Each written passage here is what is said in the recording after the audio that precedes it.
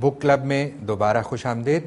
وقفے سے پہلے ہم بات کر رہے تھے ریل کہانی کی، اور ریل کہانی سفر کے جو حیرت انگیز قصے سناتی ہے۔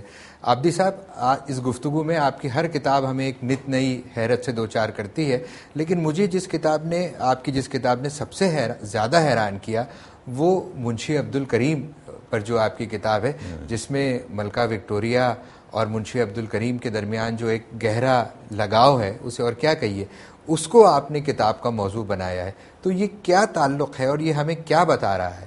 اور اس کتاب میں بہرحال ایک ایسی پراسراریت ہے جو پوری طرح واضح نہیں ہوتی۔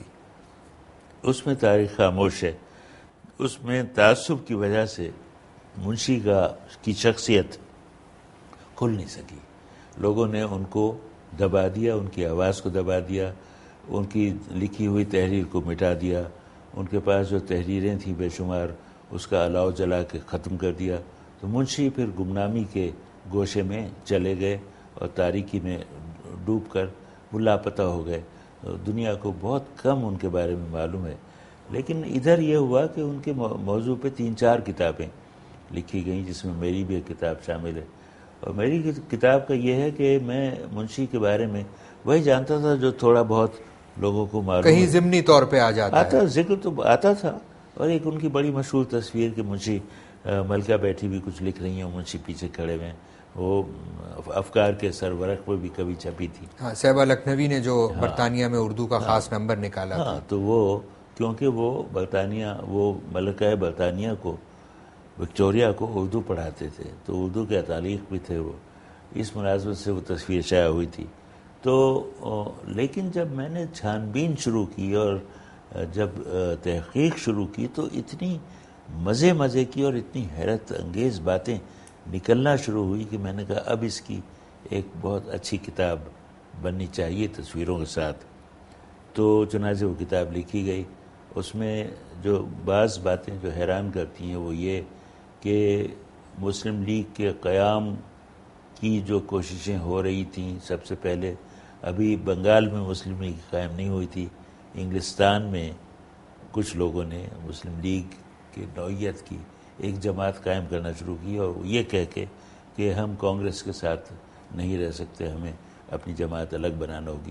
اس میں یقیناً ملکہ کا مشورہ شامل تھا۔ ہاں، یہ عجیب بات ہے، اور شاید یہ کچھ ملکہ کے اوپر منشی عبدالکریم کا اثر تھا، یا ان کی باتوں سے انہوں نے قبول کیا ہو۔ جب انہوں نے اعلان کیا کہ آج سے منشی کو حافظ بھی لکھا جائے گا، تو وہ قرآن حفظ کر رہے تھے اور یہ عمل انگلستان میں مکمل ہوا۔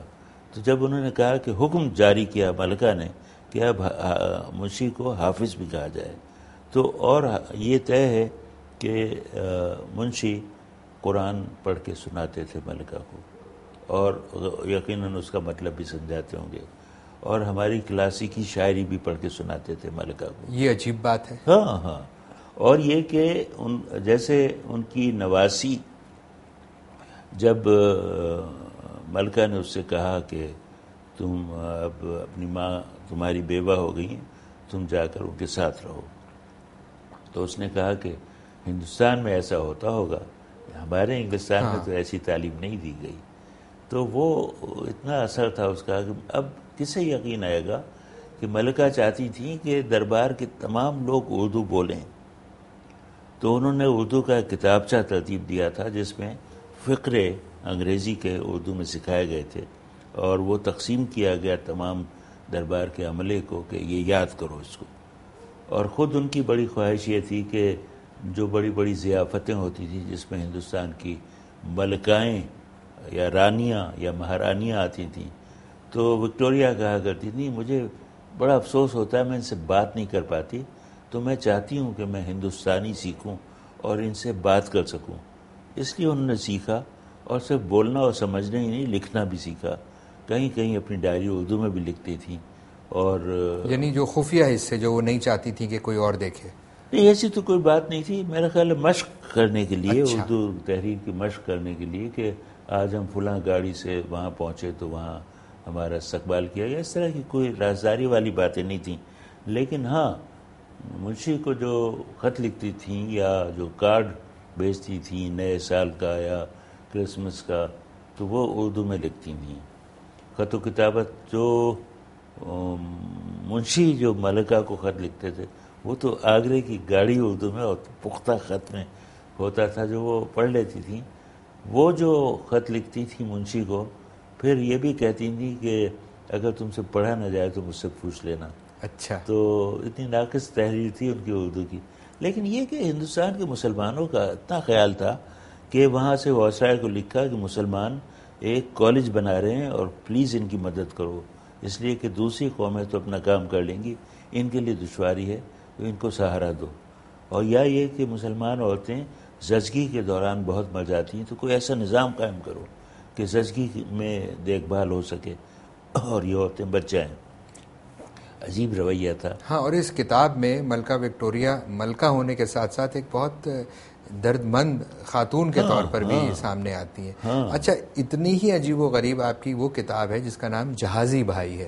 اول تو یہ پوری اصطلاح اور پھر آپ نے جس طرح وہ موریشس اور اس علاقے کو اس کتاب میں بیان کیا ہے، تو یہ کیسے آپ اس موضوع کی طرف کیسے آئے اور اس کتاب کی کیا نوعیت ہے؟ ایک تو میں اس لیے آیا اس موضوع کی طرف کہ جو لوگ لندن کے، پیرس کے، نیو یارک کے سفر نامے لکھتے ہیں میں ان سے سخت نالا ہوں.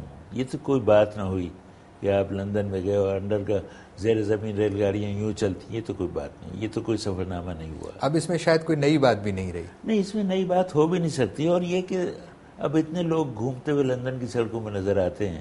لندن اب ایسے ہی ہو گیا جیسے لوگ مری جاتے ہیں، ایسے لندن چلے جاتے ہیں. پتہ نہیں یہ لندن کی خرابی ہے یا مری کی خرابی ہے، لیکن اس خرابی کے ہاں بدنامی دو طرفہ ہے. یہاں پہ ہمیں اس خرابی کے ذکر پر تھوڑا سا رک کے غور کرنا چاہیے. اب ہمیں پروگرام میں ایک چھوٹا سا وقفہ کرنا ہے. وقفے کے بعد ہم دوبارہ اس گفتگو کو جاری رکھیں گے.